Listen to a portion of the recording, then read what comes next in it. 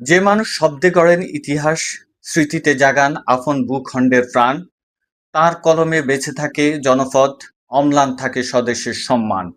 প্রিয় দর্শক, আসসালামু আলাইকুম।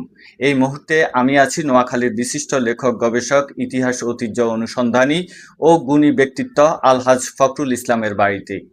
আজ তার ৭২তম জন্মদিন। আজকের এই বিশেষ মুহূর্তে আমরা তার কর্মজীবন, সাহিত্য চর্চা এবং ভবিষ্যৎ ভাবনা নিয়ে একটু জানার চেষ্টা করব তার কাছ থেকে। প্রিয় লেখক আলহাজ মোহাম্মদ ফখরুল ইসলাম, আপনাকে নোয়া টিভির পক্ষ থেকে অনেক অনেক শুভেচ্ছা আজকের এই জন্মদিনে। আমিও নোয়া টিভিকে আমার পক্ষ থেকে আন্তরিক অভিনন্দন এবং কৃতজ্ঞতা প্রকাশ করছি। আজকে ৭২ বছর পদার্পণ, আপনার এই জন্মদিনে আপনি কি অনুভূতি? আমার অনুভূতি, আমি মহান আল্লাহ দরবারে প্রথমে লাখ কোটি শুকরিয়া আদায় করছি। তিনি আমাকে এই ৭২ বছর বেঁচে থাকার তৌফিক দান করেছেন এবং নোয়া টিভি আমার জন্মদিন উপলক্ষে যে একটা উদ্যোগ গ্রহণ করেছেন, সেজন্য আমি তাদেরকে ধন্যবাদ জানাচ্ছি। নোয়াখালী জেলা শহর মাইজদির পার্শ্ববর্তী যে লক্ষ্মীনারায়ণপুর, এই লক্ষ্মীনারায়ণপুরে আপনার জন্ম। আপনার যেখানে শৈশব, কৈশোর এবং কি যেখানে জন্ম হয়েছে, এই নিয়ে আপনার কি স্মৃতি মনে পড়ে? আমার জন্ম ১৯৫৫ সালের ১লা জুলাই, যদিও আমার প্রকৃত বয়স একটু বেশি। যাই হোক, আমি আজকে ৭২ বয়সে এসে আমার সেই শৈশবের কথা স্মরণ করছি। আমার সৌভাগ্যে ভরপুর আমার গ্রাম লক্ষ্মীনারায়ণপুরে আমি একজন সন্তান। আমার গ্রামকে ভালোবাসি। আমার এই মাইজদি শহর যে নদী ভাঙ্গার পরে যে স্থানান্তরিত হয়েছে, সেটা আমার গ্রামের বৃহৎ অংশ নিয়েই আসলে মোটামুটি এই লক্ষ্মীনারায়ণপুর গ্রাম। লক্ষ্মীনারায়ণপুর গ্রামের ইতিহাস, ঐতিহ্য এবং কৃতিত্ব নিয়েই আমি আসলে অনেক চিন্তা ভাবনা করি। আমার শৈশব, আমি প্রথমে নোয়াখালী পুলিশ লাইন কেজিতে লেখাপড়া করেছি। তারপরে আমার মাধ্যমিক হলো হরিরামপুর হাই স্কুল, তারপরে হলো আমার নোয়াখালী কলেজ। এরপরে আমি আমার কর্মজীবন জনতা ব্যাংকে আমি চাকরিতে প্রবেশ করি। চাকরিকালীন অবস্থা থেকেই আমি আসলে লেখালেখির সাথে আমি জড়িত হয়ে পড়ি। আমার প্রথমে শৈশবে ডাক টিকিট, ভিউ কার্ড, ছবি, মুদ্রা, ফটোগ্রাফ এগুলো সংগ্রহে আমি ব্যস্ত ছিলাম এবং কর্মজীবনেও আমি এগুলাকে ত্যাগ করতে পারিনি। আমার প্রথম বই প্রকাশ পাইছে ১৯৯৮ সালে। আজ আমার ৫০টা বই আলোর মুখ দেখেছে, ৫১তম বইয়ের কাজ চলতেছে এবং ৫২তম বইটার আমার যেটা প্রত্যাশা, সেটা হলো মাইজদি আমার প্রিয় শহর এবং তার পরবর্তীতে বাংলাদেশে টাকার ইতিহাস, এইটাই আমার আপাতত পরিকল্পনা। এই যে আপনার কর্মজীবনের শুরুতে আপনি সরকারি চাকরি করেছেন, সরকারি চাকরির পাশাপাশি আবার লেখালেখি করছেন। এই ভিন্ন ধর্মী কাজের মধ্যে আপনার কোনো বাধার সম্মুখীন হয়েছেন কিনা? না, না, আমি কোনো বাধার সম্মুখীন হই নাই। আমি মনে করি লেখক, গবেষক যারা ইতিহাস, মুক্তিযুদ্ধ নিয়ে চর্চা করে, তারা আসলে অনুপ্রাণিত হয় আমাদের মুরব্বীদের থেকে। আমাদের মুরব্বীরা আমাদেরকে এই ব্যাপারে উৎসাহ, প্রেরণা জুগিয়েছেন। আমার অজস্র গুণী গ্রাহী দেশে বিদেশে অবস্থান করছেন। আর আমার লেখালেখির স্বীকৃতি হিসাবে আল্লাহ পাকের কাছে লাখ কোটি শুকরিয়া যে আমি বাংলা একাডেমিতে জীবন সদস্য লাভ করছি আজ ২৫ বছর। আমি বাংলাদেশ এশিয়াটিক সোসাইটির একজন জীবন সদস্য। আমি বাংলাদেশ ইতিহাস পরিষদের একজন সদস্য এবং রাজশাহীতে যে বাংলাদেশ হেরিটেজ আর্কাইভ, সেখান থেকে উদ্বুদ্ধ হয়ে আমি আমার নিজ বাড়িতেও এপি ইসলাম হেরিটেজ একটা আর্কাইভ গঠন করেছি এবং আমার প্রায় ১৫,০০০ ইতিহাস, ঐতিহ্য, মুক্তিযুদ্ধ, প্রত্নসম্পদ গবেষণার উপর বই আছে।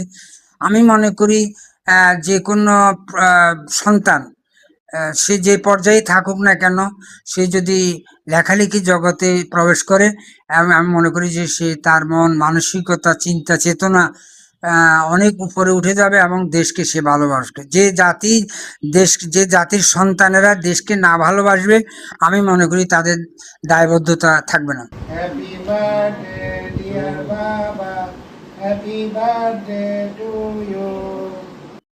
আজকে এই দিনে আমরা দেখেছি আপনার পারিবারিকভাবে আপনার জন্মদিন পালন করা হয়েছে। আপনার ছেলে, আপনার সহধর্মিণী এবং আপনার নাতি-নাতনি সহ আপনারা এই জন্মদিন পালন করছেন।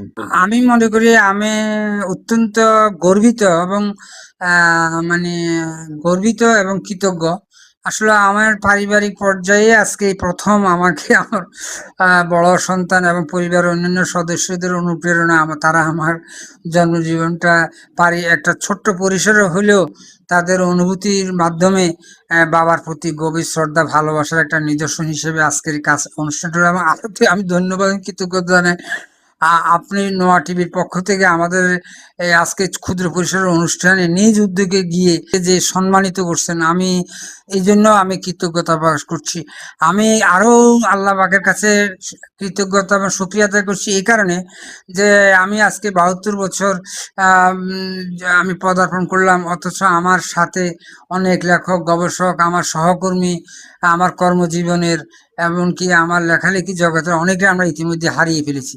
তা আল্লাহ পাক আমাকে এখনো বাঁচিয়ে রাখছেন। আমার মনে হয় এটাও একটা নেয়ামত বলে আমি মনে করি।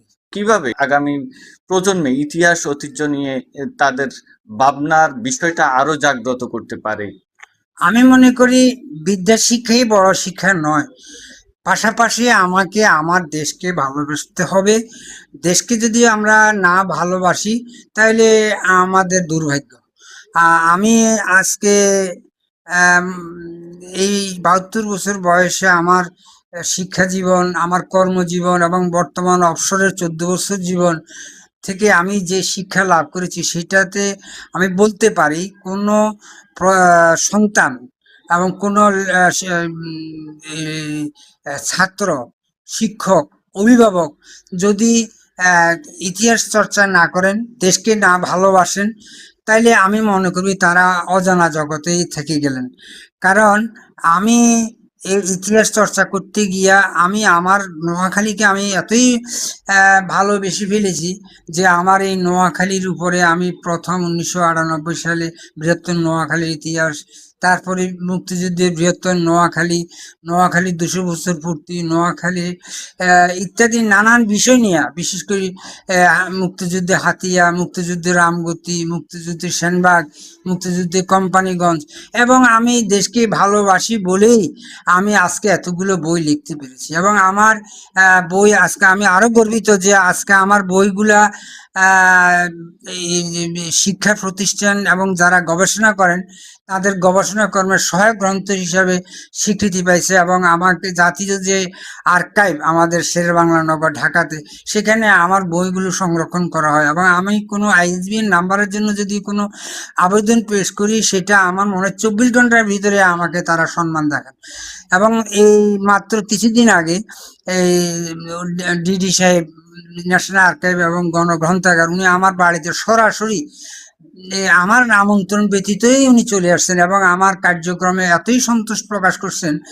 এবং যেটা আমি মনে করি এটাও আমার একটা লেখালেখি জগতে একটা স্বীকৃতি। আমি আমার প্রজন্মের সন্তানদেরকে বিনীতভাবে অনুরোধ করব যে আমরা প্রযুক্তি আমাদের অবশ্যই প্রয়োজন আছে, প্রযুক্তির পাশাপাশি আমাদের যে বইয়ের যে পাঠ্যপুস্তক ছাড়াও আমাদের যে ইতিহাস চর্চার যে বইগুলো আছে এটার স্বাদ, এটার গন্ধ এবং এটার ভিতরে যে একটা তথ্য, এটার তৃপ্তি আলাদা। আমি মনে করি সন্তানেরা শুধু যে মনে করেন প্রযুক্তির মোবাইলে ব্যস্ত থাকবে তা না, তারা যদি একটু বই পড়তে আকৃষ্ট হয় তাহলে আমাদের জাতি উপকৃত হবে, আমরা জাতি গর্বিত হবে এবং সন্তানেরা দেশে বিদেশে স্ব অবস্থানে প্রতিষ্ঠিত হওয়ার সুযোগ পাবে। আমাদের এই বৃহত্তর নোয়াখালী 1896 সালে আমাদের নোয়াখালী পাবলিক লাইব্রেরি প্রতিষ্ঠিত হয়। নদী ভাঙ্গার কবলে পড়ে আমাদের নোয়াখালী মসজিদে স্থানান্তরিত। আমি সেটারও কিন্তু একজন অবৈতনিক লাইব্রেরিয়ান এবং আমি প্রত্যাশা করব আমার এই মসজিদে যারা আছেন তারা আমাদের নোয়াখালী পাবলিক লাইব্রেরির সাথে সম্পৃক্ত হবেন এবং আমাদের এই জ্ঞান ভান্ডারকে আপনারা উজ্জীবিত করে নেবেন, এবং এটাই আমার প্রত্যাশা। ধন্যবাদ নোয়াখালীর বিশিষ্ট লেখক, গবেষক এবং ইতিহাসবিদ জনাব ফখরুল ইসলাম, আপনাকে অসংখ্য ধন্যবাদ। ৭২তম জন্মদিনে আপনাকে আবারও শুভেচ্ছা এবং আপনার সুস্বাস্থ্য ও দীর্ঘায়ু কামনা করি, এবং আপনি যে চিন্তা চেতনা নিয়ে এগিয়ে যাচ্ছেন, বিশেষ করে নোয়াখালীবাসীকে আপনি ইতিহাসের পথ দেখাবেন। আপনি যে পথে চলছেন সেই পথ ধরে যেন এগুতে পারে আগামী প্রজন্ম, সেই প্রত্যাশা করে এখানে শেষ করছি। দর্শক, আপনারা যারা দেখছেন আজকের এই লাইভটি দেখে আপনার মন্তব্য অবশ্যই করবেন। নোয়া টিভির সাথে থাকবেন।